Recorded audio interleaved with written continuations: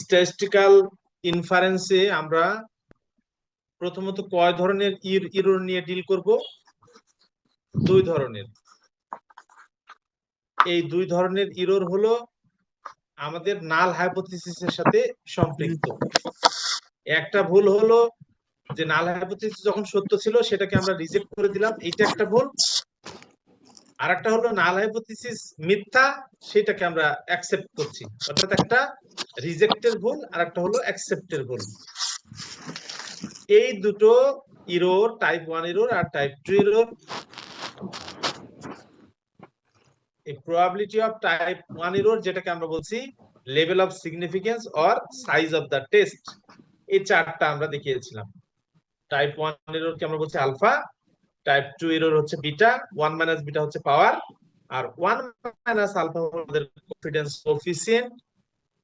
যখন আমরা confidence interval estimation শিখব তখন এইটা সম্বন্ধে আরো বিশাল এবং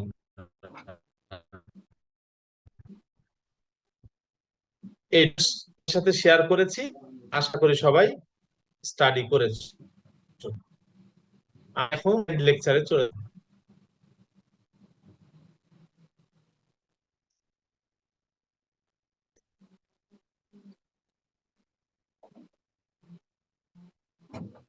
টেস্ট হাইপোথিসিসের ক্ষেত্রে তোমরা ইতোমধ্যে জেনেছো যে 5টা স্টেপ। নাম্বার 1 আমাদের নাম এবং অল্টারনেটিভ হাইপোথিসিসের যে স্টেটমেন্ট। স্টেপ 2 তে আমাদের কাজ হলো level of significance alpha, probability of type 1 error কত হবে সেটা সিলেক্ট করা। 3 নম্বরে হলো আমাদের কোন টেস্ট স্ট্যাটিস্টিক ইউজ করতে হবে সেটার সিদ্ধান্ত নেওয়া। চতুর্থত কাজ হলো যে আমাদের যে ডেটা আছে, স্যাম্পল ডেটা, ওই স্যাম্পল ডেটার উপর ভিত্তি করে টেস্ট স্ট্যাটিস্টিকের ক্যালকুলেটেড ভ্যালু সেটা নির্ণয় করা। 5 নম্বর স্টেপে গিয়ে এইটা আমরা টেবুলেটেড ভ্যালুর সাথে কম্পেয়ার করে আমাদের নাল হাইপোথিসিস কি রিজেক্টেড হবে নাকি আমরা রিজেক্ট করতে পারবো না, অ্যাকসেপ্ট করতে হবে। এই 5টা স্টেপই মূলত টেস্ট অফ হাইপোথিসিসে ফলো করতে হয়। তাহলে টেস্ট ফাংশনটা কি? মূলত টেস্ট ফাংশন হলো সেই ফাংশন যে ফাংশনটা ইউজ করে আমরা স্যাম্পল ডেটা থেকে স্ট্যাটিস্টিকের যে ক্যালকুলেটেড ভ্যালু আছে সেটা নির্ণয় করতে পারবো এবং ভ্যালুর সাথে কম্পেয়ার করতে পারবো। কেন? আমাদের ডিসিশন মেক করার যে নাল হাইপোথিসিস রিজেক্টেড অর নট। এই টেস্ট ফাংশনটা নরমাল এইটা দিয়ে আমরা ডিনোট করে থাকি। এই টেস্ট স্ট্যাটিস্টিক ইতোমধ্যে তোমরা দেখেছো, কয়েকটার নাম আমি বললেই তোমাদের মাথায় চলে আসবে। কাই স্কয়ার স্ট্যাটিস্টিক পড়েছো না? Chi square distribution, t statistic, F statistic, Z statistic. অর্থাৎ এখনো পর্যন্ত normality test, t test, chi square test, F test এগুলো শিখেছো। কাই স্কয়ার টেস্ট অ্যাপ্লাই করেছো গুডনেস অফ ফিট টেস্টের ক্ষেত্রে তোমরা already chi square test use করেছো।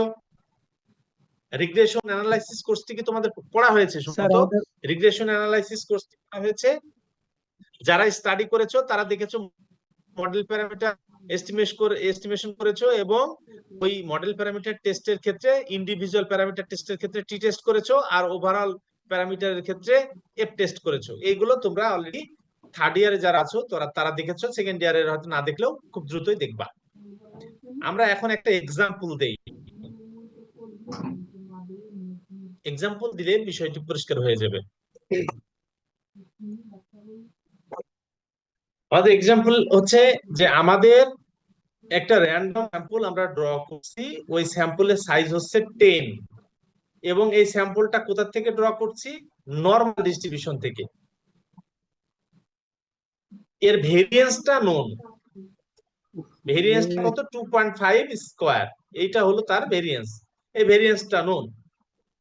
তো তোমরা ইতিমধ্যে জেনেছো যদি স্যাম্পল সাইজ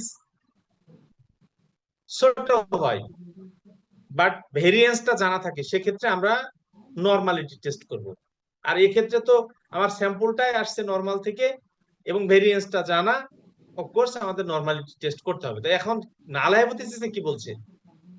নাল হাইপোথিসিস বলছে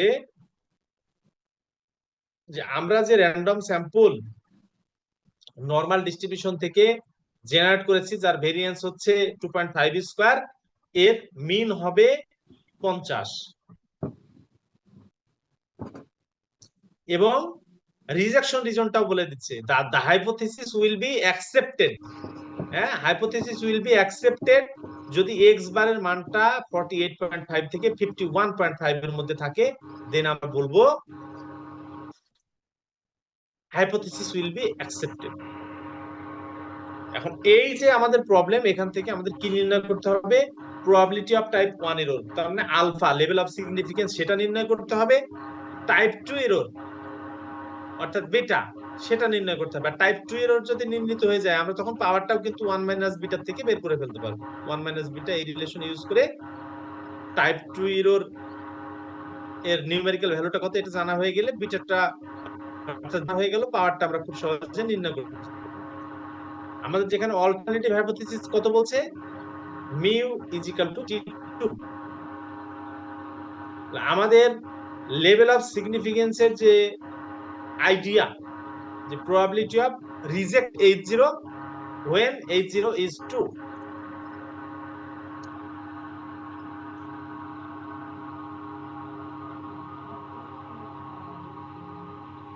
এই যে প্রবাবিলিটি অফ টাইপ 1 এরর কি? H0 কে রিজেক্ট করছি যখন H0 2, তাহলে probability of rejecting H0 when H0 is 2 আমরা এইখানে লিখেছি alpha. Probability of reject H0 when H0 is 2।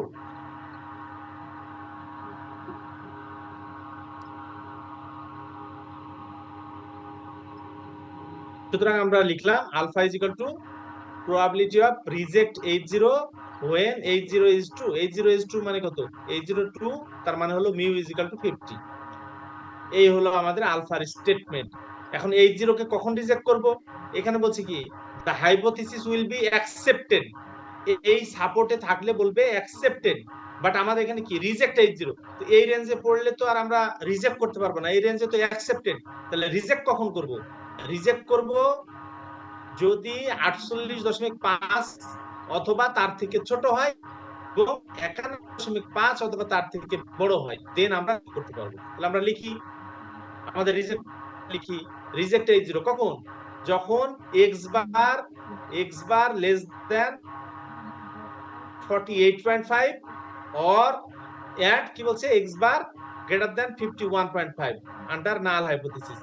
এইখানে আমরা লেস দ্যান কেন লিখলাম? লেস দ্যান ইকুয়াল না লিখে, এটার কারণ হলো তোমরা জানো যে কন্টিনিউয়াস ডিস্ট্রিবিউশনের ক্ষেত্রে কোন স্পেসিফিক পয়েন্টে ডেনসিটির যে রিটার্ন সেটা হলো 0। সুতরাং কন্টিনিউয়াস ডিস্ট্রিবিউশনের ক্ষেত্রে একটা স্পেসিফিক পয়েন্টের যে ডেনসিটি সেটা যেহেতু 0, এই জন্য লেস দ্যান ইকুয়াল আর লেস দ্যান অথবা গ্রেটার দ্যান ইকুয়াল আর গ্রেটার দ্যান একই কথা। এখন স্যাম্পলিং ডিস্ট্রিবিউশনের যে আইডিয়া, সেইখানে আমরা চলে যাচ্ছি। এক্স এর ডিস্ট্রিবিউশন যদি নরমাল হয়, মিন মিউ ভেরিয়েন্স সিগমা স্কয়ার, দেন স্যাম্পলিং ডিস্ট্রিবিউশনে তোমরা শিখেছো এক্স বারের ডিস্ট্রিবিউশন কি হবে?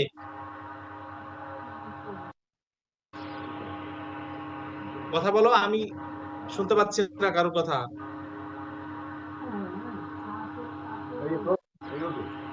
আমাকে শুনতে পাচ্ছো নাকি ডিসকানেক্ট হয়ে গেছি আমি? জি স্যার, শোনা যাচ্ছে। আচ্ছা, তো তোমরা বলো, ওই যে স্যাম্পলিং ডিস্ট্রিবিউশন শিখেছো তো, এক্স এর ডিস্ট্রিবিউশন যদি নরমাল হয়, এক্স বারের ডিস্ট্রিবিউশন কি হবে? Normal with mean mu variance sigma square by N. তোমরা একটা থিওরেম শিখেছো, সেন্ট্রাল লিমিট থিওরেম। বলতে পারো সেন্ট্রাল লিমিট থিওরেমটা কি?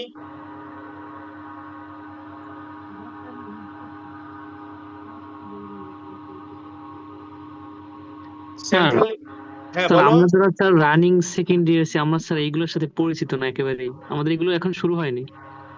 ও স্যাম্পলিং ডিস্ট্রিবিউশন কোর্সটি কবে তোমাদের? স্যার আমাদের স্যার এই স্যাম্পলিং এখন শুরু হয়নি, ঈদের পরে কোর্সটা শুরু হবে স্যার। স্যাম্পলিং ডিস্ট্রিবিউশন কোর্সটি তো স্যার তোমাদের আগে সেন্ট্রাল শুরু লিমিট হওয়া উচিত ছিল। বলা হচ্ছে sir sample mean sir normally distributed হবে। হ্যাঁ, স্যাম্পল মিন তো normal distribution. Central limit theorem তো তোমরা ফার্স্ট ইয়ারে পড়েছো। সেন্ট্রাল লিমিট থিওরেম তোমরা ফার্স্ট ইয়ারে পড়েছো। এরকম একটা থিওরেম পড়েছো না, যে এক্স এর ডিস্ট্রিবিউশন যাই হোক না কেন, এক্স বারের ডিস্ট্রিবিউশন স্যাম্পল সাইজ যদি লার্জ হয়, এক্স বারের ডিস্ট্রিবিউশন অ্যাপ্রক্সিমেটলি নরমাল হবে। এটা তো তোমরা ফার্স্ট ইয়ারেই পড়েছো। এক্স এর ডিস্ট্রিবিউশন, এক্স এর distribution binomial, Poisson, exponential, gamma, Weibull, যত ডিস্ট্রিবিউশন আছে, যে কোনো ডিস্ট্রিবিউশন ফলো করুক না কেন, এক্স বারের ডিস্ট্রিবিউশনটা অ্যাপ্রক্সিমেটলি নরমাল হবে যদি স্যাম্পল সাইজ লার্জ হয়। এখানে এক্স বারের distribution normal sigma square by n। Then আমরা কি লিখতে পারি? এই প্রবলেমে আমাদের ভেরিয়েন্স তো জানা 2.5 স্কয়ার, আর n স্যাম্পল সাইজ কত 10 সেটাও জানা। তাহলে আমরা এটাকে বলতে পারি না এক্স বার নরমালি ডিস্ট্রিবিউটেড মিন মিউ, আর এই যে ভেরিয়েন্স সিগমা স্কয়ার সমান কত 2.5 স্কয়ার ডিভাইডেড বাই 10। তার মানে 2.5 এর স্কয়ার করলে 6.25 হয়, তাকে 10 দিয়ে ভাগ দাও, তাহলে 0.625। আমরা তাহলে পেলাম এক্স বারের ডিস্ট্রিবিউশন এটা। এখন আসো আলফার এই ইকুয়েশনে আবার ব্যাক করি। তাহলে আলফা সমান কি হলো? Alpha probability of x bar less than এত and x bar greater than এত আন্ডার নাল হাইপোথিসিস। তা আমরা এটাকে দুটো পার্টে ভাগ করে নিতে পারি, যে আলফার প্রবাবিলিটি অফ এই প্রথম অংশ যোগ দ্বিতীয় অংশ। তো এই লাইনটা কিভাবে আসলো, এই লাইন থেকে এই লাইনটা কিভাবে আসলো? তোমরা এক্স যদি র্যান্ডম ভেরিয়েবল হয়, তাহলে ওইটাকে স্ট্যান্ডার্ডাইজ কিভাবে করেছো? স্ট্যান্ডার্ডাইজ করতে হলে কি করতে হয়? সিগমা বিয়োগ দিতে হয় আর এক্স এর মিউ দ্বারা ভাগ করতে হয়। ভেরি গুড, তার সিগমা দ্বারা ভাগ করতে হয়। তো আমার এখানে এক্স বারের কি করব? এক্স বার থেকে বাদ দেব কি? মিউ। এক্স বার থেকে বাদ দেব মিউ আর ভাগ করব সিগমা দিয়ে, তাহলে এটা জেড হয়, জেড লিখে দিলাম। একই কাজ তাহলে আমার রাইট সাইডে করতে হবে। তাহলে আমার কি করতে হবে? 48.5 থেকে বাদ দিতে হবে কি? মিন কত? আন্ডার নাল হাইপোথিসিস মিনটা কত?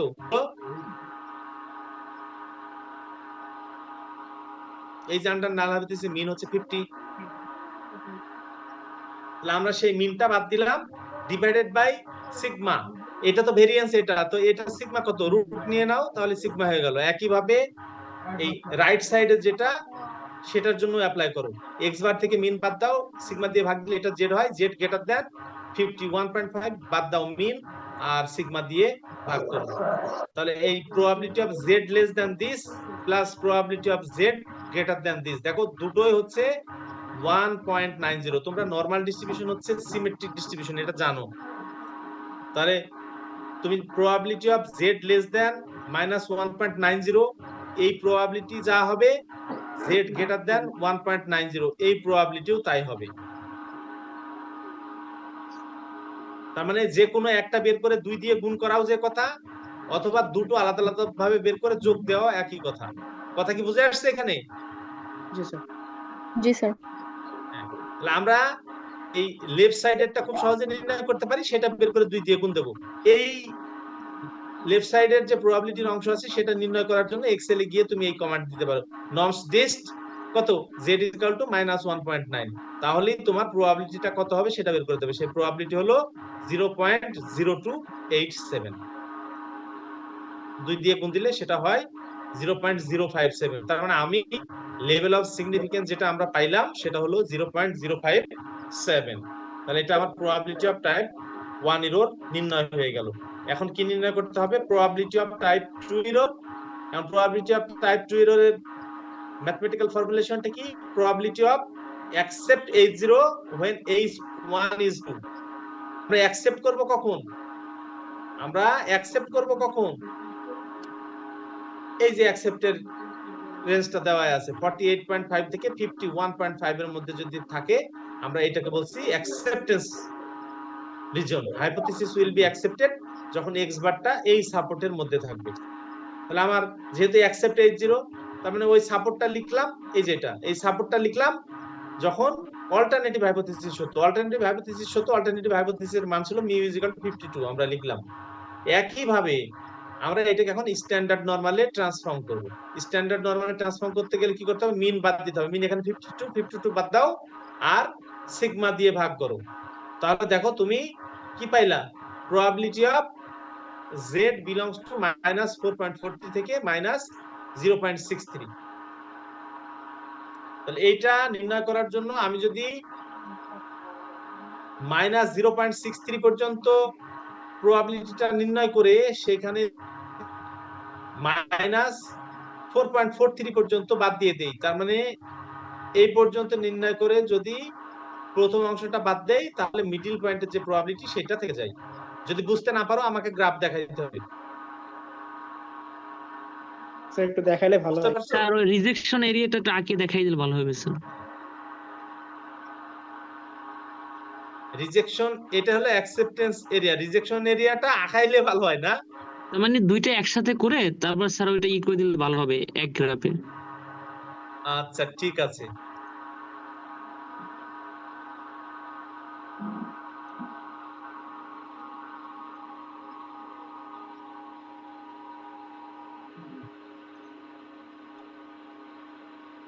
এখানে 4টা ফিগার দেখতে পাচ্ছো?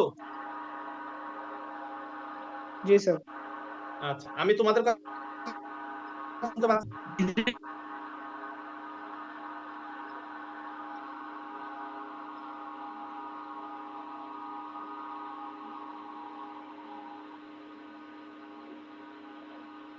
তোমরা একটু কথা জোরে বলো, আমি তোমাদের কথা খুব আস্তে শুনতে পাচ্ছি।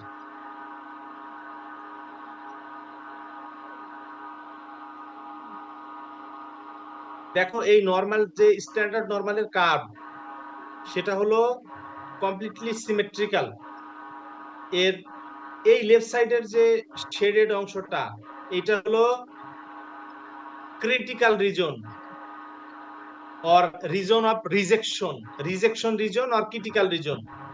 লেফট সাইডেও আছে রাইট সাইডেও আছে, এটা হচ্ছে টু সাইডেড টেস্টের জন্য। আর মাঝের এইটা হলো অ্যাকসেপ্টেন্স রিজন। তাহলে আমার এই যে জেড এর ভ্যালুটা -1.96, এই মাইনাস ইনফিনিটি থেকে এই পর্যন্ত যতটুকু হবে এই 1.96 থেকে রাইট সাইডের ইনফিনিটি পর্যন্ত ঠিক ততটুকুই হবে। সুতরাং এই লেফটের ভ্যালুটা আর রাইটের ভ্যালুটা নির্ণয় করে যোগ করা যে কথা, এর যে কোনো এক পোরশনের ভ্যালু নির্ণয় করে 2 দিয়ে গুণ করাও একই কথা। এই জন্য আমরা কি করলাম, এই লেফট সাইডের ভ্যালুটা বের করব আর সেটা 2 দিয়ে গুণ দেব। প্রথমে যে লেভেল অফ সিগনিফিকেন্স যেটা বের করলাম। এখন দেখো আমার এক্স বারটা যদি এই রিজিয়নে পড়ে তাহলে আমি বলছি অ্যাকসেপ্টেন্স রিজন, আর এই রিজিয়নে পড়লে বলবো রিজেকশন রিজনে পড়েছে। তো ওই ভ্যালুগুলো তো ভ্যালু যেটা আমরা পেয়েছি একটু খেয়াল করে দেখো, দ্বিতীয়টার ক্ষেত্রে ভ্যালুটা পেয়েছি -4.43 থেকে -0.63।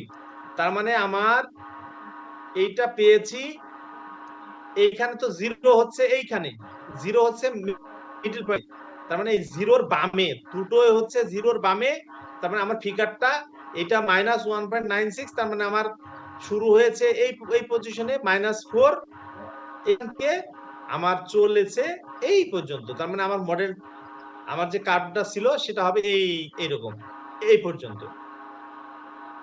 তো আমার এইখানকার হিসাব অনুযায়ী যদি আমার মনে করো এই সাদা অংশের মানটা নির্ণয় করতে হয়, ভালো করে খেয়াল করে এই সাদা অংশের মানটা যদি আমি নির্ণয় করতে চাই তাহলে নরমাল ডিস্ট্রিবিউশন থেকে, নরমাল ডিস্ট্রিবিউশনের সিডিএফ থেকে যদি 1.96 পর্যন্ত এই এরিয়ার মানটা নির্ণয় করি, করে এই শেডেড লেফটের যে শেডেড এইটুকু বাদ দেই, তাহলে আমার মাঝখানেটা নির্ণীত হয়ে গেল। অর্থাৎ দুটো ভ্যালুর মধ্যে যদি থাকে, আমার বড় ভ্যালুটার জন্য নরমাল ডিস্ট্রিবিউশন থেকে ওই এরিয়ার মানটা বের করে নিতে হবে, নিয়ে ছোট ভ্যালুটা পর্যন্ত এরিয়ার মানটা যদি বাদ দিয়ে দিই তাহলে মিডল অংশটা বের হয়ে যায়। এখানে যেমন এই মাঝের অংশটা বের করার জন্য নরমাল ডিস্ট্রিবিউশনের যে এরিয়া, সেই এরিয়াটা আমি 1.96 এই পর্যন্ত নির্ণয় করব, পুরোটা নির্ণয় করব। সেইখান থেকে জাস্ট এইটুকু বাদ দিয়ে দেব, দেন আমার মিডিলের অংশটা নির্ণীত হয়ে যাবে। এই কাজটা এখানে করা হয়েছে। এই যে আমার আছে কি -4.43 থেকে -0.63 পর্যন্ত, এই দুটোর মধ্যে এই ভ্যালুটা বড়, সুতরাং আমি কি করেছি, probability of z less than this, এই ভ্যালুটার জন্য প্রবাবিলিটিটা নির্ণয় করেছি, সেখান থেকে বাদ দিয়েছি কোনটা, -4.43, এই অংশটা বাদ দিয়ে দিয়েছি। তাতে করে আমার কি হয়েছে, আমার এই -4.43 থেকে -0.63 এই পর্যন্ত যে এরিয়া, ওই এরিয়ার প্রবাবিলিটিটা বের হয়ে গেছে, সেই এরিয়াটা হলো 0.264। আর এই কমান্ডটা অলরেডি তোমাদেরকে এই যে দেখাইলাম, এক্সেলে যদি নির্ণয় করতে চাও এই ফাংশনটা অ্যাপ্লাই করবে, অ্যাপ্লাই করলেই এক্সেলে পেয়ে যাবো। এখন আসো পাওয়ার ফাংশন অফ এ টেস্ট, একটা টেস্টের পাওয়ার ফাংশনকে আমরা কিভাবে ডিফাইন করব। পাওয়ার ফাংশনটা কি একটু বলো তো কেউ একজন।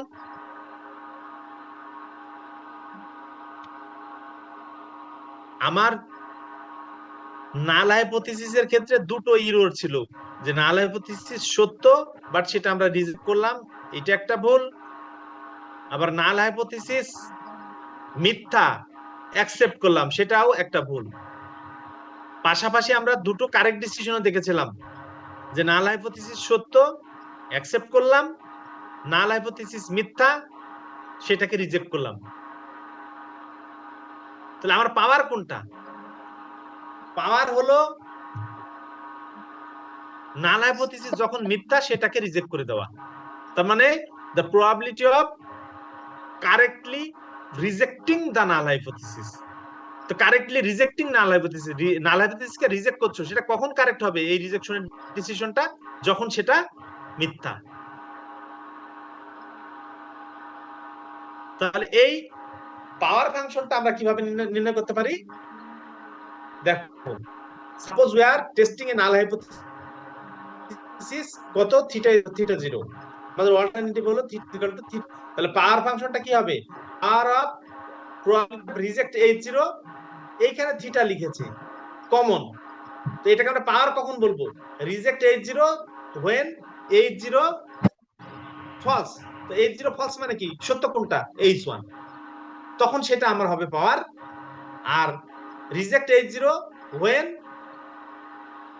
H0 ট্রু, তার মানে এটা যদি নাল হাইপোথিসিসের ভ্যালুটা বসায় সেটা আমার হবে লেভেল অফ সিগনিফিকেন্স। দেখো which means that power function provides probability of rejecting a null hypothesis as power of theta। আর আমার দুটো পয়েন্ট, যদি আমরা theta is equal to theta 0 বসাই, দেন কে থিটা হবে size of the test or level of significance, আর theta যদি theta 1 হয় আমার এটা হবে পাওয়ার। তো পাওয়ারের ডেফিনিশন তো আমরা শিখেছি,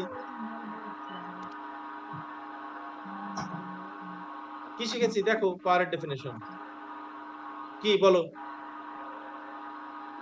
probability of reject H0 when H1 true, H1 true মানে কি, H0 false, তার মানে H0 কে রিজেক্ট করলাম যখন H0 false, H0 false আর H1 true একই কথা, এখানে H1 true লেখা হয়েছে, যদি H0 false লেখা হইতো তাও হইতো, কিন্তু আমাদের এখানে লেখার ধরন হলো যেটা সত্য আমরা গিভেনে সেটা লিখি। এই দেখো টাইপ 2 এর ক্ষেত্রে accept H0 when H1 is true, reject H0 when H0 is true, ঠিক সেভাবেই লেখা হয়েছে, reject H0 when H1 is true, এটাই হলো পাওয়ার। সেই পাওয়ারটাই আমরা এখানে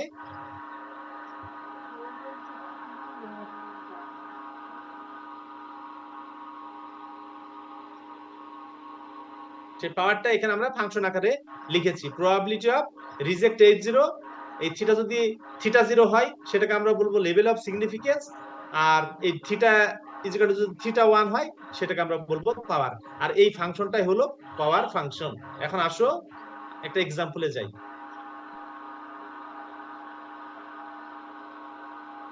ধরো আমাদের একটা র্যান্ডম স্যাম্পল যার সাইজ হচ্ছে n, এটা কোথা থেকে ড্র করা হয়েছে, নরমাল পপুলেশন থেকে, মিন মিউ আর ভেরিয়েন্স সিগমা 0 স্কয়ার।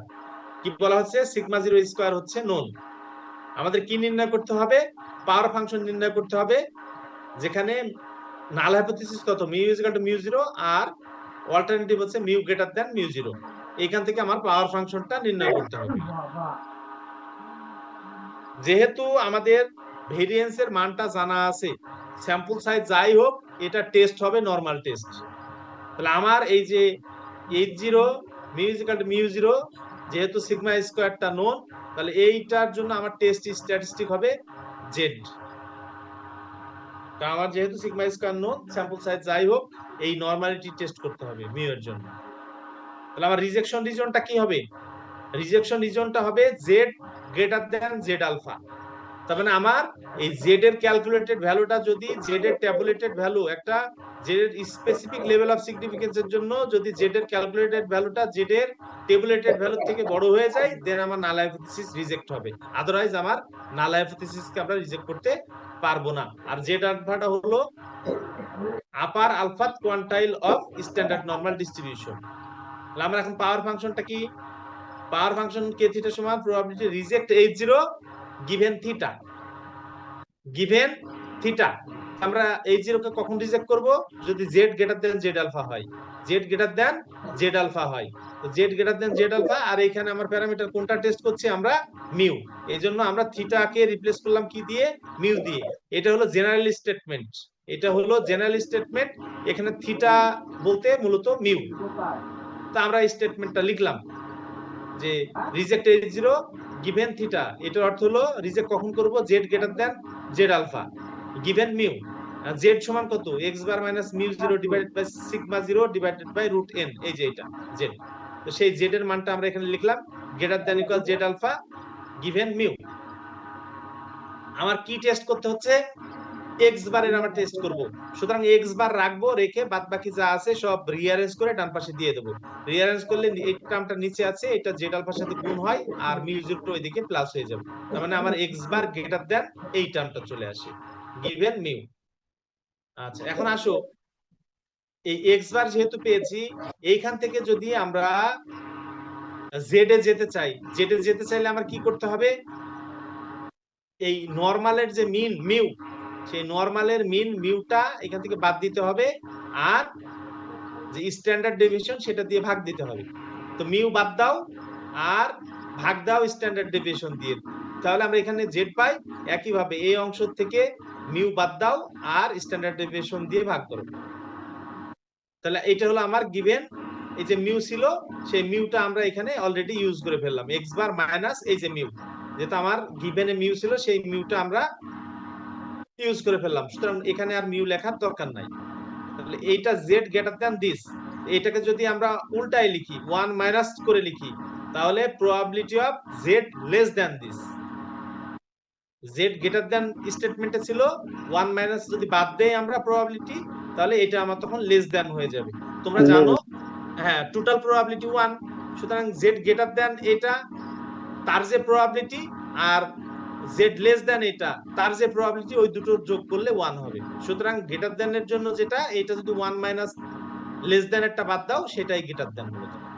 তাহলে এইটা সমান কি লিখতে পারো? 1 মাইনাস এই প্রবাবিলিটি অফ এটা সমান পাই এই টার্মটা, এটা তোমরা লিখতে পারো। এটা দ্বারা কি বোঝায়? এটা গুগলে গেলে তোমরা দেখবা যে কোনো probability density function f of x, small f of x আর কিউমুলেটিভ ডিস্ট্রিবিউশন ফাংশনকে ক্যাপিটাল f অফ x এইটা দিয়ে লেখা হয়। বাট নরমাল ডিস্ট্রিবিউশনের জন্য নোটেশনটা একটু আলাদা। নরমাল ডিস্ট্রিবিউশনের জন্য নরমাল ডিস্ট্রিবিউশনের CDF লেখে এই ক্যাপিটাল ফাই দিয়ে, আর PDF লেখে স্মল ফাই দিয়ে। আমি একটু দেখাই তোমাদের, তাহলে বিষয়টা আরো পরিষ্কার হবে।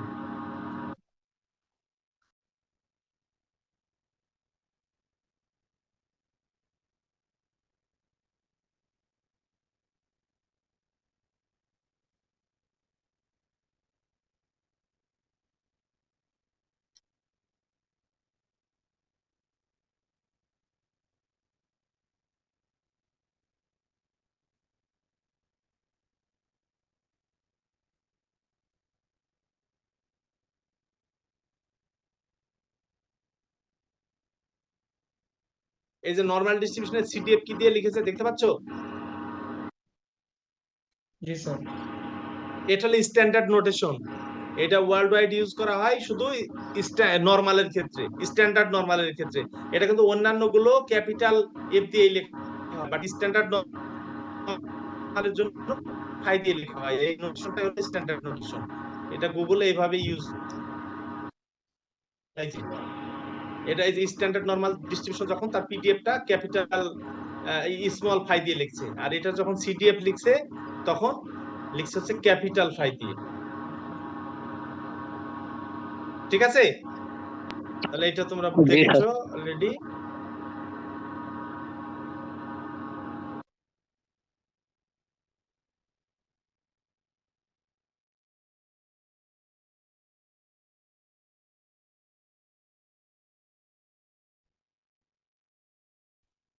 এইগুলো দেখো পাওয়ার ফাংশন। এখন এই পাওয়ার ফাংশনে মিউ ইজ ইকুয়াল টু, যদি আমরা নাল হাইপোথিসিসের মানটা বসাই, mu is equal to mu zero, দেখো এই মিউ জিরো আর এই মিউ জিরো ক্যান্সেল আউট হয়ে যাবে, এটার সাথে এটা ক্যান্সেল আউট হয়ে যাবে, এটা থাকবে হলো শুধু জেড আলফা। তার মানে 1 minus phi Z alpha. Phi Z alpha মানে কি 1 মাইনাস ফাই জেড আলফা। এই জেড আলফা পজিটিভ পর্যন্ত যদি বাদ দাও তাহলে আমার থাকবে লেভেল অফ সিগনিফিকেন্স আলফা। আবার এই মিউ ইজ ইকুয়াল টু যদি অল্টারনেটিভ ভাবে সেটা সেট করো, তাহলে এখান থেকে যেটা তুমি পাবা সেটা পাবা পাওয়ার, অর্থাৎ এটা হবে তখন বিটা 1 মাইনাস বিটা, তুমি সেটা পেয়ে যাবা পাওয়ার। আমার এই পাওয়ার ফাংশন থেকে দুটো জিনিস নির্ণয় করা যায়, একটা হলো লেভেল অফ সিগনিফিকেন্স আর একটি পাওয়ার। ওই টেস্টের সাইজ অফ দা টেস্ট আর পাওয়ার অফ দা টেস্ট, এই দুটোই নির্ণয় করা যায়। এখানে যেহেতু এই মিউ জিরো, সিগমা জিরো এবং এন এইগুলোর মান আমাদের জানা নাই, এই জন্য নিউমেরিক্যাল ভ্যালুটা এখান থেকে নির্ণয় করা যাবে না। যদি এইগুলো ভ্যালু আমাদের জানা থাকতো আমরা এখান থেকে নিউমেরিক্যাল ভ্যালু, পাওয়ারের ভ্যালু কত সেগুলো নির্ণয় করতে পারতাম, বের করতে পারতাম। তা আসো এখন কয়েকটা এক্সাম্পল দেখাই।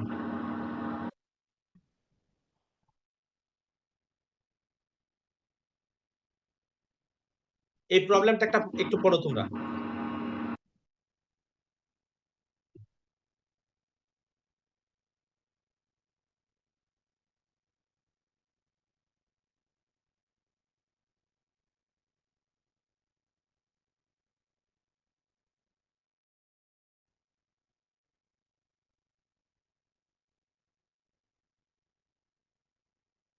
প্রবলেমটা কি বলছে,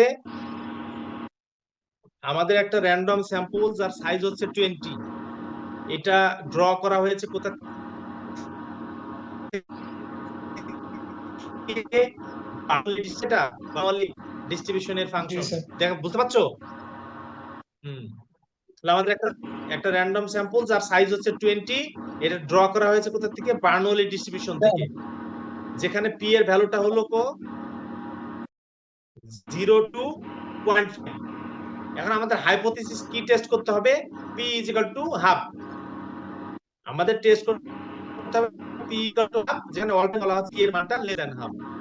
এবং এখানে দেখো রিজেকশন রিজনটা বলে দিয়েছে, h0 is rejected কখন, যখন sum of xi less than equal 6।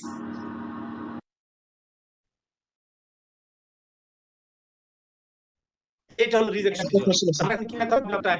Sir বলছিলাম যে হচ্ছে আমরা তো জানি যে হচ্ছে ডিসক্রিট প্রবাবিলিটি ডিস্ট্রিবিউশনের ক্ষেত্রে প্রবাবিলিটি ম্যাথ ফাংশন হয়, কিন্তু এখানে প্রবাবিলিটি ডেনসিটি ফাংশন বলছে কেন, এটা বুঝতেছি না। আচ্ছা ঠিক আছে, বুঝতে পেরেছি তোমার প্রশ্ন।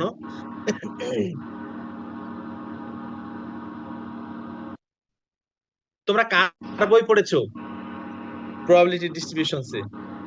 স্যার মনীন্দ্র কুমার রয়ের বই স্যার। এই জন্যই তোমরা পি পেয়েছো। আমাদের ইন্ডিয়ান সাবকন্টিনেন্ট, বিশেষ করে বাংলাদেশ, ইন্ডিয়া, পাকিস্তান, এই বেল্টের মানুষজন ডিসক্রিট হইলে সেটাকে প্রবাবিলিটি মাস ফাংশনের ক্ষেত্রে px দিয়ে লিখতে বেশি পছন্দ করে। তুমি যদি স্ট্যান্ডার্ড বই দেখো, যেগুলো স্প্রিঙ্গার সিরিজের বই, উইলি সিরিজের বই, অক্সফোর্ড সিরিজের বই, এরা এই px আর fx এইটাকে ডিফারেন্সিয়েট করতে চায়নি। তুমি ডিসক্রিট হলে প্রবাবিলিটি মাস বলছো কোনো সমস্যা নাই, অথবা প্রবাবিলিটি ফাংশন বলতেছো কোনো সমস্যা নাই, তারা ডিফারেন্সিয়েট করেছে সাপোর্ট দিয়ে। এখানে x এর ভ্যালু গুলো কত দেখো তো, ডিস্টিংক্ট নাকি ডিসক্রিট। এই x এর ভ্যালু যেহেতু ডিসক্রিট, এটা হলো ডিসক্রিট ডিস্ট্রিবিউশন। এটা তুমি f অফ x দিয়েও লেখো অথবা p দিয়ে লেখো, কোনো সমস্যা নাই। এটা হলো স্ট্যান্ডার্ড নোটেশন।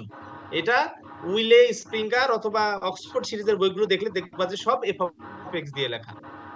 ওখানেও অনেকগুলো বই আছে যেখানে তুমি পি পাইতে পারো। আর আমাদের বাংলাদেশি রাইটারের বইগুলো যদি দেখো, ইন্ডিয়ান বইগুলো যদি দেখো, এখানে তুমি সব পি পাবা। এই জন্য রেফারেন্সের ক্ষেত্রে আমরা সবসময় স্ট্যান্ডার্ড বই ফলো করতে বলি।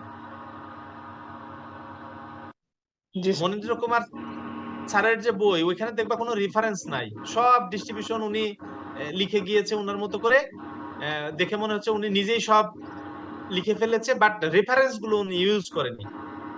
ওখানে খুব একটা রেফারেন্স তুমি পাবা না। নরমাল ডিস্ট্রিবিউশনে যাও, ডেনসিটি ফাংশনটা লিখে দিয়েছে, বাট এই ডেনসিটি ফাংশন কে ইন্ট্রোডিউস করেছে, কোথা থেকে আসলো, এইগুলো লেখা না। জি স্যার। সবগুলো ডিস্ট্রিবিউশনের রেফারেন্স ওখানে খুব কম। তারপরেও বাংলাদেশি মার্কেটে সব ইউনিভার্সিটিতে কম বেশি এম কে রয়ের বইটা পড়াই। তবে আমি তোমাদেরকে সাজেস্ট করব স্ট্যান্ডার্ড বই পড়ার জন্য। প্রবাবিলিটি ডিস্ট্রিবিউশনের অনেক ভালো ভালো বই আছে। বিশেষ যদি তাহলে নাম বলতেন কয়েকটা। ভালো বইয়ের মধ্যে তোমরা যদি সিরিজ দেখো, ডিসক্রিট ডিস্ট্রিবিউশন আর কন্টিনিউয়াস ডিস্ট্রিবিউশনের সিরিজ আছে, এন বালাকৃষ্ণনের বই, দেখবা যে সিরিজ আছে।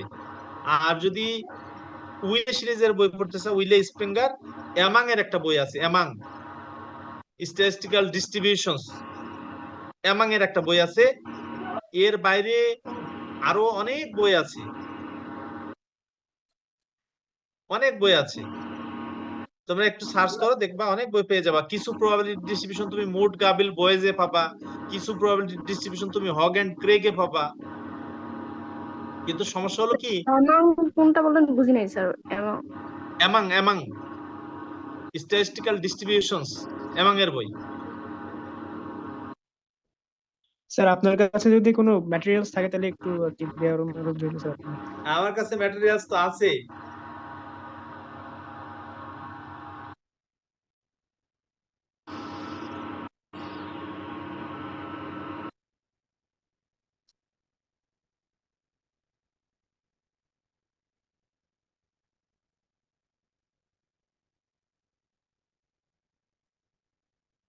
দেখি এখানে বইটা দেয় কিনা।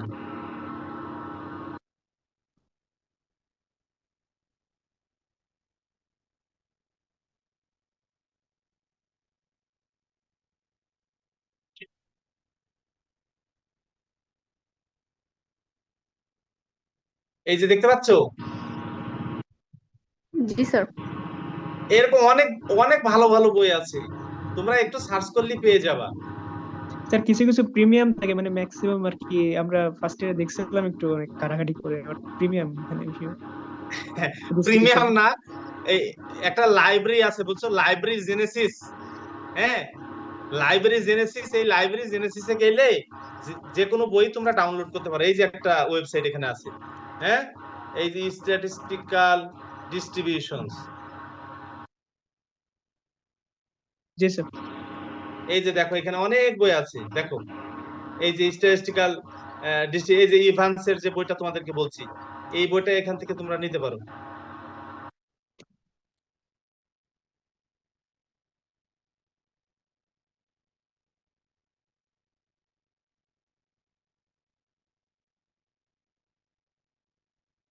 কাভার পেজটা আসছে না, দেখি আরো নিচে যেতে হবে।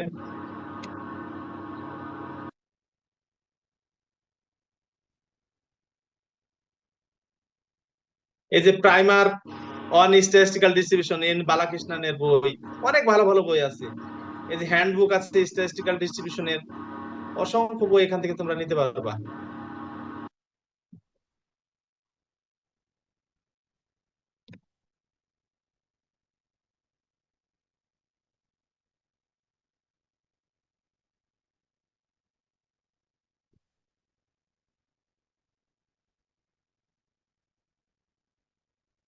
এই কৃষ্ণমূর্তির এই বইটাও ভালো, handbook of statistical distribution with application, এই বইটা অনেক ভালো বই।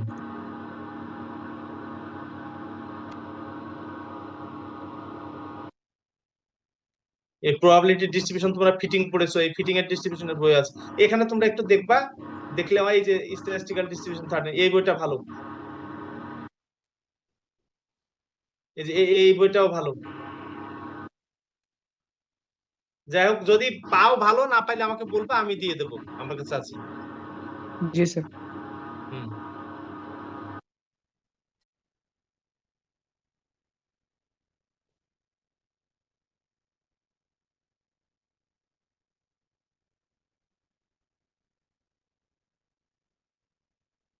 আচ্ছা, এখন আমাদের কি নির্ণয় করতে হবে দেখো তো, আমাদের নির্ণয় করতে হবে প্রবাবিলিটি অফ টাইপ 1 এরর। এখান থেকে আমরা দেখলাম যে এক্স এর ডিস্ট্রিবিউশন হচ্ছে বার্নওয়ালি, বার্নওয়ালি ডিস্ট্রিবিউশন হচ্ছে এক্স এর, তা সাম অফ এক্স এর ডিস্ট্রিবিউশন কি বলতো?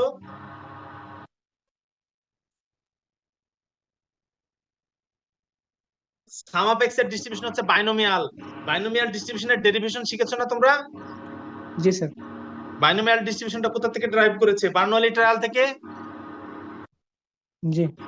তাহলে এই বার্নওয়ালি ডিস্ট্রিবিউশনের জেনারেল কেজই হলো বাইনোমিয়াল ডিস্ট্রিবিউশন, আর বার্নওয়ালিটা হলো বাইনোমিয়ালের স্পেশাল কেজ। তাহলে এক্স এর ডিস্ট্রিবিউশন যদি বার্নওয়ালি পি হয়, সাম অফ বার্নওয়ালি এইটা হবে বাইনোমিয়াল, যার প্যারামিটার হবে এন পি। এন কত? 20। আর P। তাহলে আমার প্রবাবিলিটি অফ টাইপ 1 এর নির্ণয় করতে হবে আলফা, প্রবাবিলিটি অফ টাইপ 1 এর কি? Reject H0 when H0 true. H0 সত্য কখন? দেখো H0 সত্য, H0 কত? P is equal to half, সুতরাং P is equal to half লিখলাম। আর এখন কি? রিজেক্ট H0, রিজেক্ট H0 কখন রিজেক্ট করব? এই যে স্টেটমেন্ট দিয়ে দিয়েছে sum of xi less than equal 6, তা আমরা এটা ইউজ করতে পারি। এই যে sum of xi less than equal 6, H0 true. আচ্ছা, এখন H0 টু মানে কত? P সমান হাফ। তো P সমান হাফ যদি, এটা কোন ডিস্ট্রিবিউশন? বাইনোমিয়াল। বাইনোমিয়াল ডিস্ট্রিবিউশনের প্রবাবিলিটিটা লিখলা xi লেস দ্যান ইকুয়াল 6, তার মানে সাপোর্ট কত? 0 to 6 n c x p to the power x q to the power n minus 6, এখানে p বলতে হাফ, এই যে এই হাফ। তাহলে এখন এই ভ্যালুটা আমরা কিভাবে নির্ণয় করতে পারি? এই যে বলে দিয়েছে from binomial table. Binomial table দেখেছো তোমরা? No sir. না, দেখো না। আচ্ছা ঠিক আছে, আমি দেখাচ্ছি তোমাদের। এই 20 হলো স্যাম্পল সাইজ, আর আমার কে এর ভ্যালুটা কত? 6, 0 to 6, আর স্যাম্পল হচ্ছে আমার 20, আর প্রবাবিলিটি কত? 0.5। এই তিনটা জিনিস মনে রাখো। কি কি মনে রাখতে হবে? যে কে এর ভ্যালুটা কত? লেস দ্যান ইকুয়াল 6, তার মানে 0 থেকে 6, এন হচ্ছে 20 আর পি হলো 0.5। এখন আসো বাইনোমিয়াল টেবিল আমি তোমাদের দেখাচ্ছি।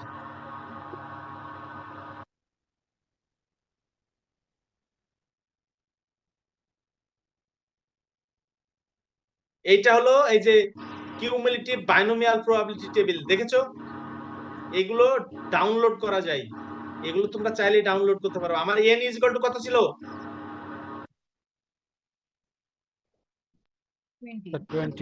20, আর p হচ্ছে 0.5। আমার 0.5 হচ্ছে এই এই বরাবর, এই বরাবর কোন বরাবর একটু খেয়াল রাখো। এই যে দেখো এই শেডের মাঝামাঝি, এই যে এই শেডের মাঝামাঝি হলো p ইজ ইকুয়াল টু 0.5। তা সেবার আগে 20 তে যাই।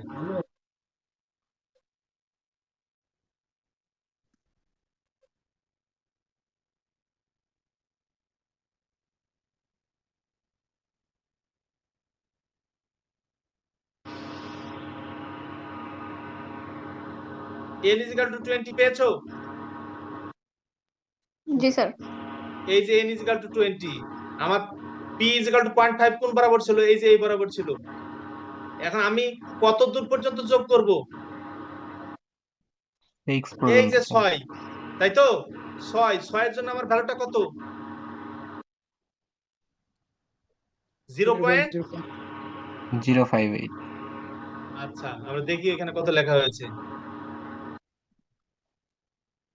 এই যে 0.0577, মানে এরা এক্সাক্ট যেটা পেয়েছে বের করে সেটা লিখেছে ওই 0.058 টেবিলে যেটা ওইটাই নাকি? এই যে 0.5 হচ্ছে এখানে। এই 6 এর জন্য যাও, 6 এর জন্য এই যে এটা। বুঝতে পারছো? এখন প্রশ্ন হলো এই টেবিলটা তোমরা কোথায় পাবা? টেবিলটা তোমরা পরীক্ষার হলে তোমাদের সাথে করে নিয়ে যাবা। জি স্যার।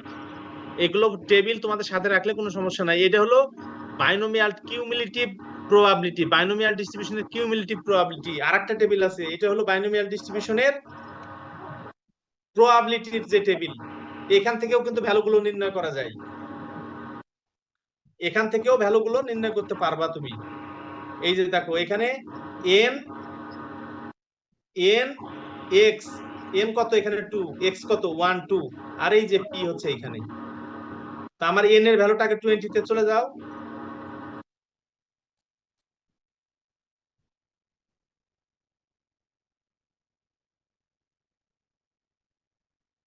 এই যে এই কলামে আছে। তো আমার n হচ্ছে 20, আর আমার এখন কে এর মান কত 6 পর্যন্ত, কে এর মান হচ্ছে 6 পর্যন্ত। তাহলে আমার এখানে কি করতে হবে, এগুলো তো হচ্ছে probability function, individual probability return করে। তাহলে আমার জিরোর কত, জিরোর জন্য 0 1 2 3 4 5 6, এখন 0.5 যেখানে আছে এই 0.5 বরাবর আমার এই ভ্যালুটা নিয়ে নিতে হবে। 20 এর জন্য এই যে এইটা, এই কলামটা, তাই তো, এই কলামটা। তাহলে আমার 1 এর জন্য কত এইটা, 2 এর জন্য এইটা, 3 এর জন্য এইটা, 4 এর জন্য এটা, 5 এর জন্য এটা, 6 এর জন্য এটা, এই সবগুলো যোগ করতে হবে। এই যে এই পর্যন্ত 5, এটা হলো 6, এই সবগুলো যোগ করলে আমরা আমাদের যে প্রত্যাশিত ভ্যালু সেই ভ্যালুটা আমরা পেয়ে যাব। অর্থাৎ 6 পর্যন্ত যেহেতু ইন্ডিভিজুয়াল, এগুলো যোগ করে নিতে হবে, যোগ করে নিলে আমাদের যে প্রত্যাশিত ভ্যালু সেই ভ্যালুটা আমরা পেয়ে যাব। তো আমার যেহেতু কিউমুলেটিভ ভ্যালু লাগবে, এইজন্য কিউমুলেটিভ টেবিলটা ইউজ করলেই সুবিধা হবে। আমি তোমাদের টেবিলগুলো দিয়ে দেবো ইনশাআল্লাহ, লেকচার 2 এর সাথে টেবিলগুলো দিয়ে দেবো, তোমরা দেখে নিও। তাহলে আমরা কি এই প্রবলেমটা বুঝলাম?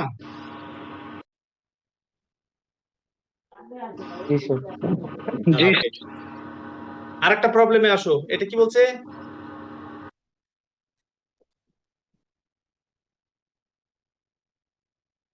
পি হলো proportion defectives in a manufacturing process. কোন একটা ম্যানুফ্যাকচারিং কোম্পানির কিছু আইটেম ডিফেক্টিভ হয়, তো টোটাল যে আইটেমগুলো প্রোডিউসড হয় সেই হিসাবে ডিফেক্টিভের প্রপোর্শন কত সেটাকে আমরা বলছি পি। এখন আমাদের কি টেস্ট করতে হবে, বলা হচ্ছে ডেইলি প্রোডাকশনের যে ডিফেক্টিভ প্রপোর্শন সেইটা পি হবে লেস দ্যান ইকুয়াল 1/4, আর অল্টারনেটিভে বলা হচ্ছে পি গ্রেটার দ্যান 1/4। আমরা নাল পাইলাম, অল্টারনেটিভ পাইলাম। আরেকটা কি বলছে, আমাদের একটা র্যান্ডম স্যাম্পল যার সাইজ হচ্ছে 5, এই 5 সাইজের একটা র্যান্ডম স্যাম্পল যদি আমরা ওই প্রসেস থেকে ড্র করি এবং আমাদের নাম্বার অফ ডিফেক্টিভ যদি 4 অর মোর হয়, তাহলে আমরা সেটা কি বলবো, যে নাল হাইপোথিসিস রিজেক্টেড। তাহলে রিজেকশন রিজনটা কি হলো আমাদের, যে আমার ডিফেক্টিভ যদি 4টা অথবা 4টার বেশি হয়, 4 অথবা 4 এর থেকে বেশি হয়, আমরা ড্র করছি কত, সাইজ কত 5, 5টার মধ্যে যদি 4 অথবা 4 এর বেশি, তাহলে 5, 4 অথবা 5 হলে সেটাকে আমরা বলবো নাল হাইপোথিসিস রিজেক্টেড। এখন আমাদের কি বের করতে হবে, what is the probability of rejecting H0 যখন p is equal to 1/5। তার মানে আমার নাল হাইপোথিসিস কি বলে দিল, p সমান 1/5, আর আমার নির্ণয় করতে হবে probability of rejecting H0। আমরা প্রবলেমটা টোটালি পড়লাম, এখন বলে দিল কি টু দা পয়েন্টে, যে H এর রিজেক্টিং প্রবাবিলিটি কত যখন p is equal to 1/5। তাহলে আমরা ধরে নেই x denote the number of defectives out of a random sample of size 5। তাহলে এই x এর ডিস্ট্রিবিউশনটা কি হবে, আমরা যখন কোনো ম্যানুফ্যাকচারিং প্রসেসে থাকি, একটা আইটেম যখন প্রোডিউসড হয় তখন আমাদের ডিসিশন এইভাবে হয় যে আইটেমটি অ্যাকসেপ্টেড অর রিজেক্টেড। তার মানে ওটা কোন মডেল ফলো করে, Bernoulli, yes or no, item যেটা তৈরি হয়েছে এটা আমরা গ্রহণ করব নাকি রিজেক্ট করব, ইয়েস অর নো। যখন এটা আমরা একটা র্যান্ডম স্যাম্পলের কথা বলছি, তার মানে এইটা তখন হয়ে যায় বার্নৌলির জেনারেল ভার্সন, যেটাকে আমরা বলছি বাইনোমিয়াল ডিস্ট্রিবিউশন। তাহলে এই এক্সটা যেহেতু সাইজ কত 5, এই এক্সটা হলো তখন বাইনোমিয়াল র্যান্ডম ভেরিয়েবল। তার প্রবাবিলিটি, তার প্যারামিটার গুলো কি হবে, n সমান 5 আর p হলো 1/5। এই যে p বলে দিয়েছে 1/5 আর n হচ্ছে 5। আর আমাদের কি বের করতে হবে, রিজেক্টিং H0। তাহলে আলফা কত, রিজেক্ট H0 যখন H02 মানে কত, p is equal to 1/5, এটা বলে দিয়েছে। আর এটা রিজেক্ট করব কখন, যখন x greater than equal 4, x greater than equal 4 R p is equal to 1/5। এখন আসো x greater than equal 4, এটা যে কথা, x is equal to 4 R x is equal to 5 একই কথা। এটা গ্রেটার দ্যান ইকুয়াল 4 বলা হয়েছে যেহেতু ডিসক্রিট, সুতরাং 4 এর জন্য আর 5 এর জন্য আলাদা করে প্রবাবিলিটি বের করে যোগ করলেই আমরা প্রত্যাশিত ভ্যালুটা পেয়ে যাব। তাহলে x সমান 4, এটা x কোন ডিস্ট্রিবিউশন ফলো করে, বাইনোমিয়াল। তাহলে বাইনোমিয়াল হলে NCX, x হলো 4, n হলো 5, তো 5c4 p to the power 4 1 minus p to the power n minus 4। সুতরাং বাইনোমিয়াল থেকে আমরা লিখে দিলাম, একইভাবে এইটাও লিখে দিলাম। এখন এখানে খেয়াল করো যে p যদি 1/5 হয়, পি যদি 1/5 হয়, এই যে যেমনটি দেওয়া আছে 1/5 হলে এটা 1/5 টু দি পাওয়ার 4 আর এটা হচ্ছে 1 মাইনাস পি, তার মানে 4/5 আর এর পাওয়ার 1। একইভাবে এটা 0, এটা 1 হয়ে গেল, এটা 1 হয়ে গেল, আমার থাকলো পি টু দি পাওয়ার 5, তার মানে 1/5 টু দি পাওয়ার 5।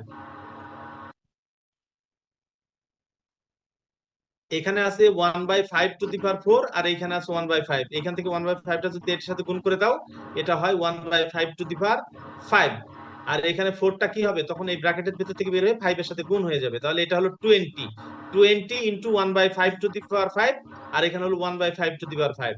তো 1/5 টু দি পাওয়ার 5 যদি কমন নাও, বামে হলো 20 প্লাস 1, 21 বাই দিস। তাহলে আমরা এই 0 কে রিজেক্ট করার যে প্রবাবিলিটি সেটা কত পাইলাম, এই যে 21/3125। প্রবলেমটা বুঝেছো? জি স্যার। Very good.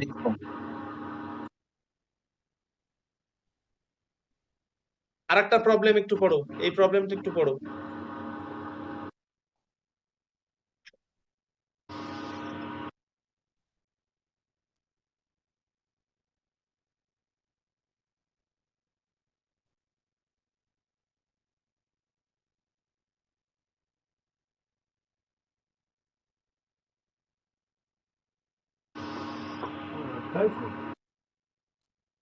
এটা কি বলছে, একটা র্যান্ডম স্যাম্পল কোথা থেকে ড্র করা হয়েছে, নরমাল ডিস্ট্রিবিউশন থেকে, যার সাইজ হলো 4, এবং এখানে বলে দিয়েছে মিউ এবং ভেরিয়েন্স, মিন এবং ভেরিয়েন্সটা আননোন। আমাদের কি টেস্ট করতে হবে, যে মিউ সমান 0, এর এগেইনস্টে মিউ লেস দ্যান 0, এইটা টেস্ট করতে হবে। আমরা এই 0 কে কখন রিজেক্ট করব, যদি স্যাম্পল টোটাল লেস দ্যান -20 হয়। এটা হলো আমার রিজেকশন রিজন। কারণ আমার এখান থেকে কি নির্ণয় করতে হবে, আমার এখান থেকে ভ্যালু নির্ণয় করতে হবে কার, সিগমা।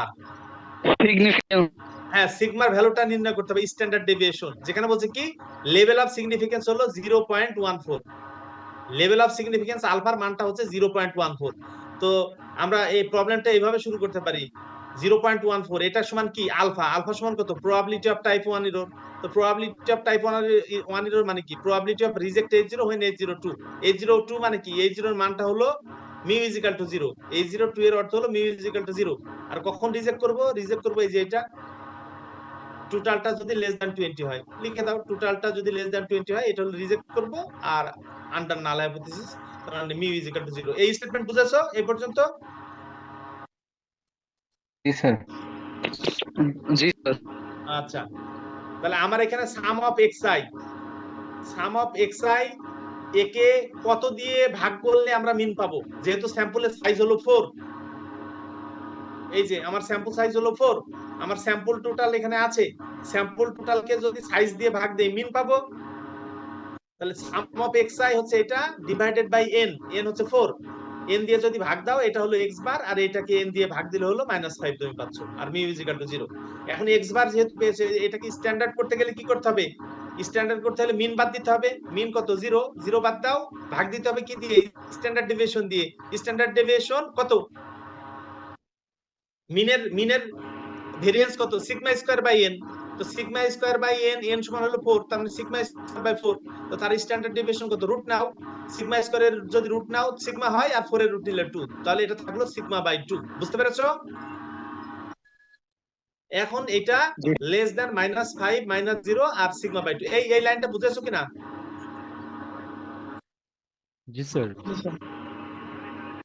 তাহলে এইটা পেলাম আমার, তখন z লেস দ্যান এই যে -10 বাই সিগমা, -10 বাই সিগমা। এখন তোমাকে বের করতে হবে probability of z less than equal কত হইলে এই মানটা হবে 0.14। তাহলে এই যে এখানে আলটিমেট এটা সমান কত, এটা সমান কত, চলো আমরা দেখে আসি 0.14 এর জন্য এই ভ্যালুটা কত।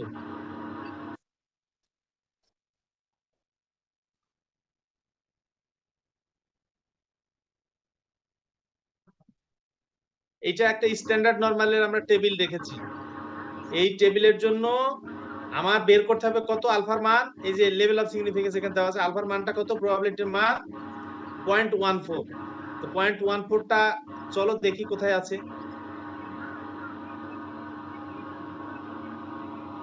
এই যে এখানে খেয়াল করো, দেখেছো? জি স্যার। আচ্ছা, এই ভ্যালুটা কোথায়? এই যে -1 আর উপরে গিয়ে দেখতে হবে -1 এর পরে কত। -1 আর এই যে এখানে হলো 0.08, তার মানে -1.08। এই -1.08 জেড এর মান যদি -1.08 হয়, সেক্ষেত্রে এই প্রবাবিলিটিটা হলো 0.14 এর সমান হয়। তাহলে আমার হিসেব অনুযায়ী কি হলো? এই যে probability of Z less than কত, এটা কত হইলে এটা 0.14 হবে, এই মানটা হলো 1.08। এই ভ্যালুটা কত? 10 বাই সিগমা সমান কত? 1.08। এটা যদি 1.08 হয়, মানে -1.08 হয়, তাহলে তো আমরা এই ভ্যালুটা পাচ্ছি নাকি? জি স্যার। তাহলে আমার 10 বাই সিগমা সমান কত? 1.08। এখন 1.08 যেহেতু পেয়ে গেলাম, এখান থেকে সিগমার মানটা আমি কি করব? সিগমাটা বের করে নিতে পারি খুব সহজেই। সেই সিগমার ভ্যালুটা দেখো কত হলো? এই যে 9.26।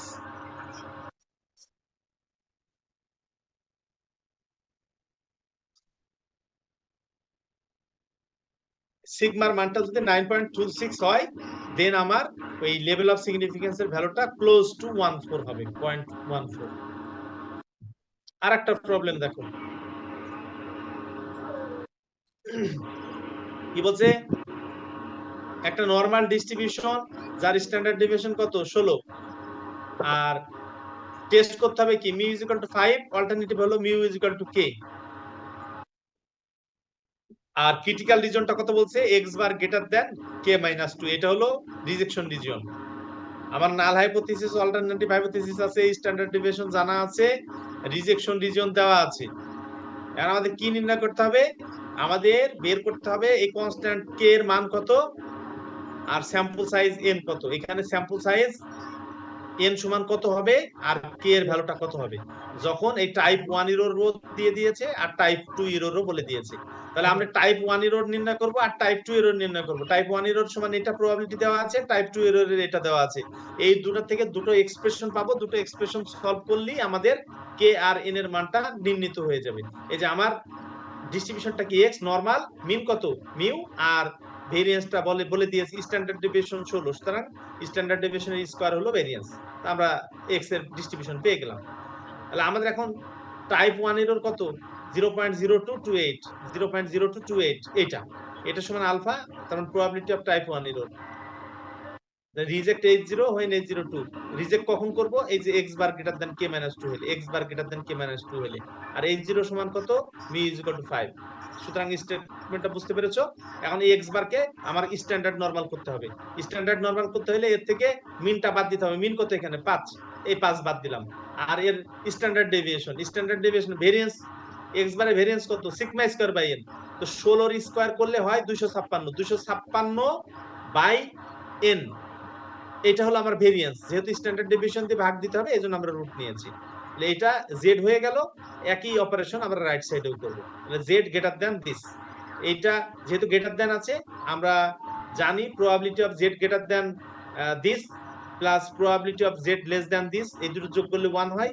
সুতরাং এটা সমান আমরা 1 minus probability of z less than equal this, এটা লিখতে পারি।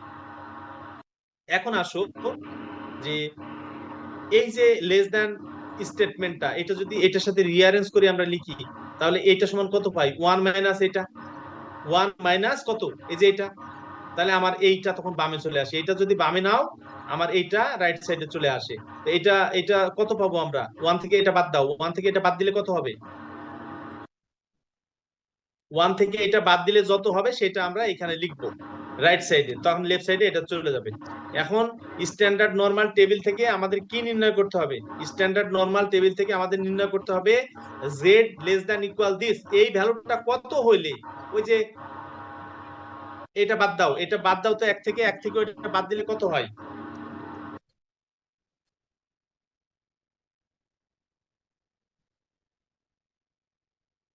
এটা হলো 9772, 0.9772। রাইট, 0.9772। তাহলে আমার এখন দেখতে হবে, যেহেতু এইটা সমান কত হবে, probability of z less than equal এইটা হবে 0.9772। তাহলে আমার ওই স্ট্যান্ডার্ড নরমাল টেবিলে গিয়ে দেখতে হবে যে এই ভ্যালুটা কত হইলে 0.9772 হয়?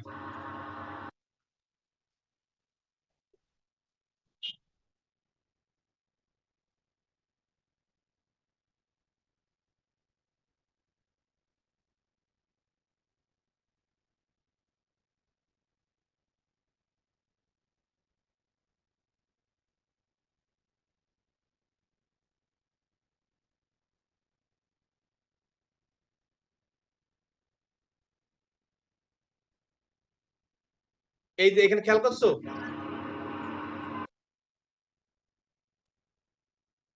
জি স্যার। এই যে দেখো কত 0.9772 দেখতে পাচ্ছ? জি স্যার। যেটা ভ্যালুটা কত? জেড এর ভ্যালু হচ্ছে 2, আর এটা হলো প্রথম কলামটা হলো জিরোর জন্য, ওই উপরে খেয়াল করে এই যে 0.00, তার মানে 2.0 এর জন্য আমরা পাই 0.9772। 0.977 হ্যাঁ, তখন জেড এর মান হলো 2। তাহলে আমরা এখান থেকে কিন্তু খুব সহজেই বলতে পারি যে এই যে এই ভ্যালুটা এর সমান কত। এইটাকে আবার একটু রিঅ্যারেঞ্জ করে এই রুট এনটাকে উপরে লিখেছে, আর এই 256 রুট সমান হলো 16, আমরা এইটাই লিখেছে, এইটাই এইভাবে লিখেছে। এইটা সমান তখন কত হইলে 0.9772 হয়? এটা 2 হইলে, তো 2 আমরা লিখলাম। দেন এই দেখো এখানে তখন তুমি একটা ইকুয়েশন পাইলা, k-7 রুট এন সমান হলো 32। একই ভাবে টাইপ 2 এরর নির্ণয় করছে, টাইপ 2 এরর নির্ণয় করে এই যে জেড এর এখানে একটা কম্বিনেশন হচ্ছে। হ্যাঁ, তাহলে এইটা হলো 1587, এই যে 1.87 সমান এটা। সুতরাং এইটা সমান কত? এটা সমান এই যে এক থেকে বাদ দিয়ে ভ্যালুটা নিয়েছে 8413। এই 8413 এই ভ্যালুটা কত হলে probability of Z less than equal,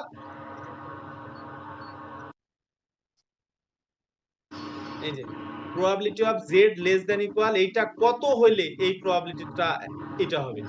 এইটা যদি 1 হয়, সুতরাং এই প্রবাবিলিটিটা তখন কত? 8413। 8413 আমরা টেবিলে গেলেই দেখতে পাবো।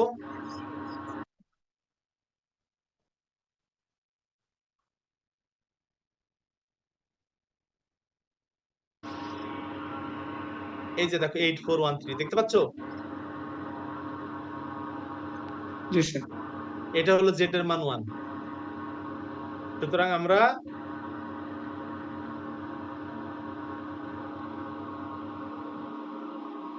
বলতে পারি probability of Z less than equal 1 হইলে এইটা পাই। সুতরাং এইটা সমান 1, এটা সমান 1।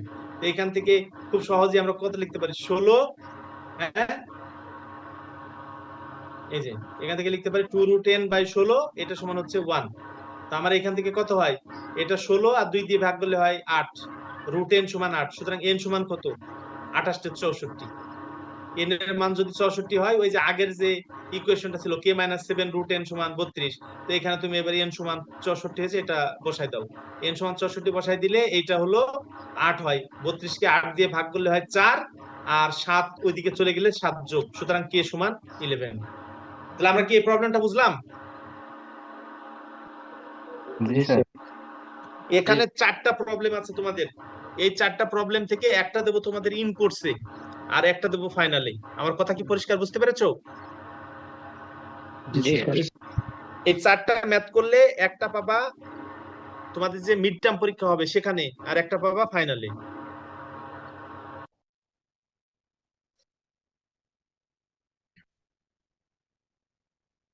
তাহলে আজকে এ পর্যন্তই রাখছি। যদি কারো কোথাও বুঝতে অসুবিধা হয় আমাকে জাস্ট ওই জায়গাটা বললে আমি সেখানে ব্যাক করব।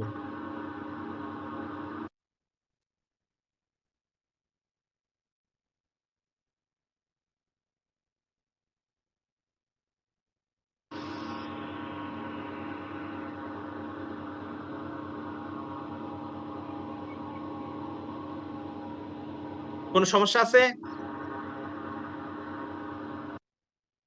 তাহলে আমি আগে লেকচার গুলো দেই, তোমাদের ডকুমেন্টস গুলো দেই, তোমরা স্টাডি করো। যদি সমস্যা হয় আগামী দিন আমাকে উল্লেখ করবা। তাহলে আজকে এ পর্যন্ত রাখছি। নেক্সট ক্লাসে আবার কথা হবে ইনশাল্লাহ। সবাই ভালো থাকো। জি স্যার। আসসালামু আলাইকুম। আসসালামু আলাইকুম।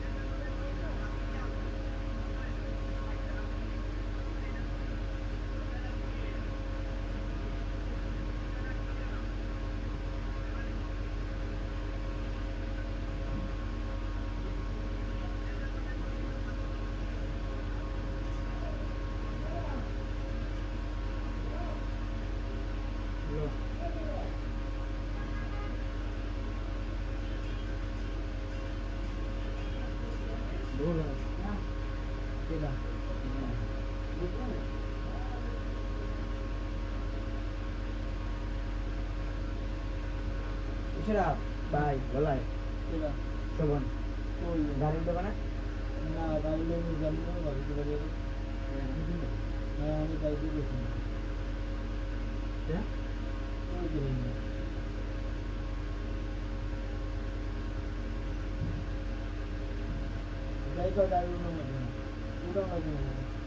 গাড়ি ভিতরে ঢুকে ওই বেরিয়ে যাবে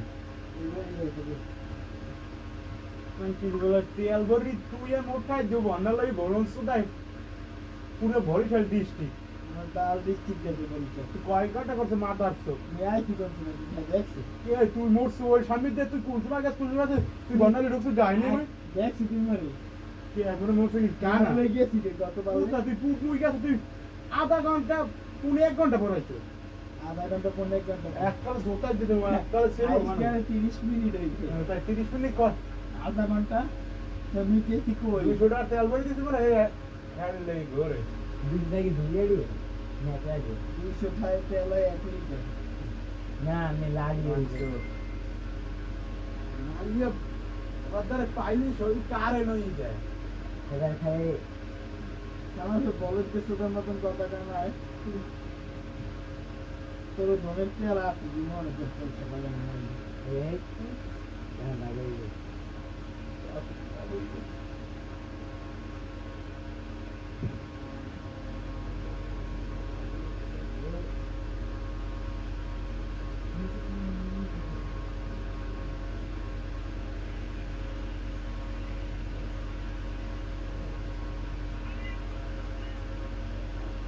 ওই যাবি না নাকি যাবো না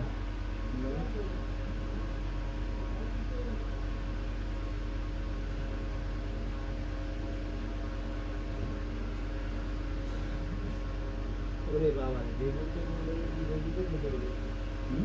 বেগুন লই রাখছে হ্যাঁ বেগুন লই রাখছে কি করছে আও না বাইরে